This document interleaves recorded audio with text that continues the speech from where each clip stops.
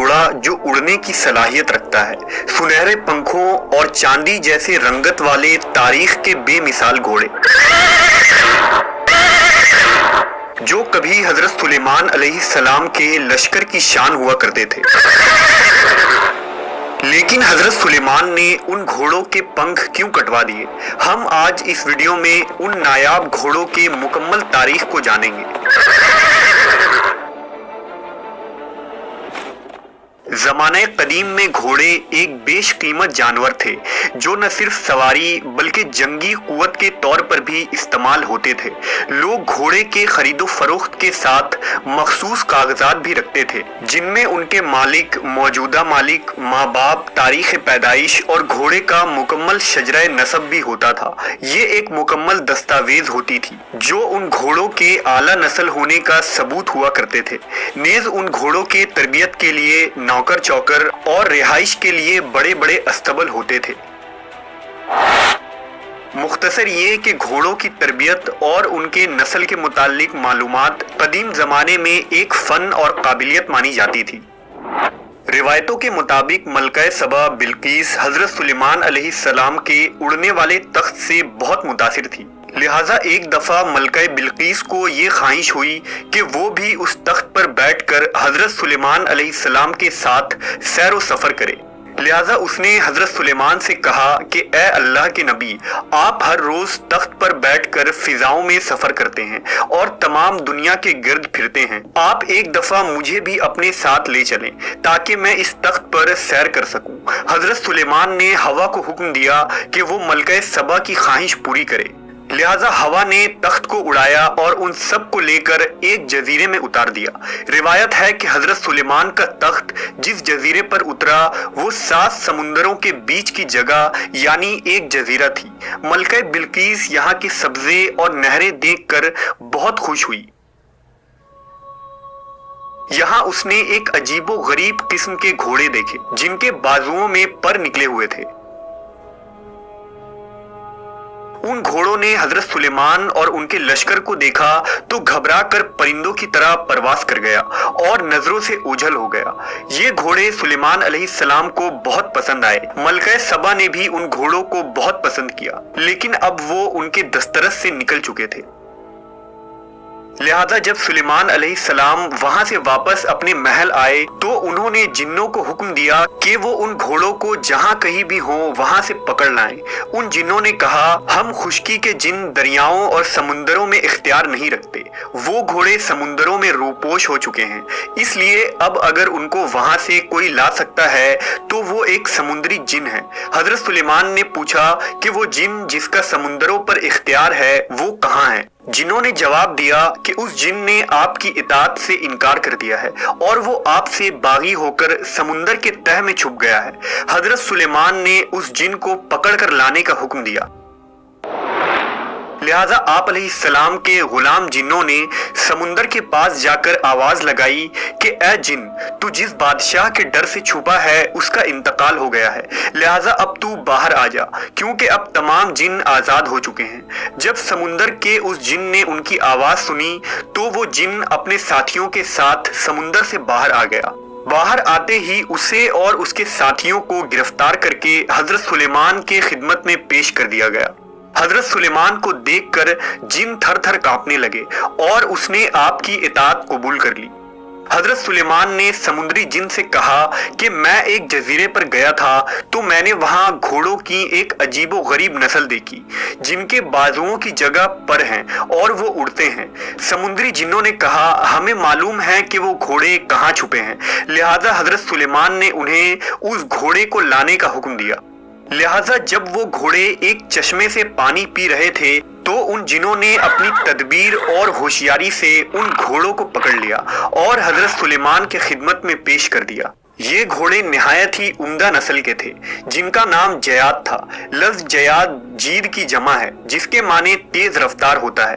حضرت سلیمان کے پاس ایک عظیم الشان لشکر تھی جن میں انسان، جنات، جانور اور پرندوں کے الگ الگ دستے ہوتے تھے۔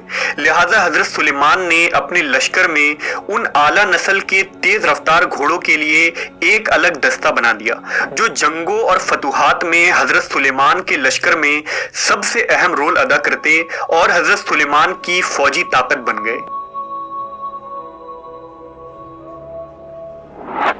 एक दिन का वाकया है कि शाम के वक्त हजरत सुलेमान उन घोड़ों को देख रहे थे और उनके बालों और पेशानी पर प्यार से हाथ फेर रहे थे। आप उन घोड़ों के देखभाल में इस तरह मशगूल हो गए कि सूरज डूब गया और असर की नमाज कज़ा हो गई। चुनांचा जब आपने नजर उठाई तो वो घोड़े निगाह से ओझल हो चुके थे। उस वक्त हजरत जिब्राईल अलैहिस्सलाम नाजिल हुए और हजरत सुलेमान को खबरदार किया कि ए सुलेमान, तुम दुनिया की माल के मोहब्बत में इतने मशगूल और गिरफ्तार हुए कि नमाज असर भी अदा ना कर सके। अल्लाह को तुम्हारी ये मशगूलियत पसंद नहीं आई। हजरत सुलेमान ने गिड़गिड़ाकर अल्लाह के दरबार में तौबा और इस्तिग़फ़ार किया और सजदे में गिरकर देर तक रोते रहे। हजरत सुलेमान ने फरमाया, मेरे रब की इबादत से मुझे इस चीज ने गाफिल कर दिया, मैं ऐसी चीज ही नहीं रखूंगा। हजरत सुलेमान को इतना दुख हुआ कि आपने उन घोड़ों को पेश करने का हुक्म दिया और फिर उनके परों को कटवा दिया। लिहाजा उन आला नस्ल जयाद घोड़ों के परों को काट दिए गए और फिर आज तक उनके पर फिर दोबारा नहीं निकले। इसके बाद दोबारा कभी इस दुनिया में उड़ने वाले घोड़े नहीं देखे गए।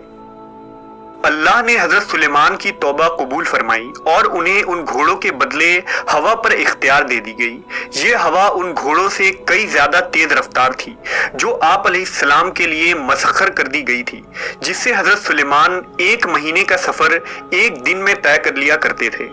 कुरान मजीद में इस वाक़े का जिक्र कुछ यूं आया है, और हमने दाऊद को सुलेमान अता किया, वो कैसा अच्छा बंदा था, बेशक वो रुजू करने वाला था।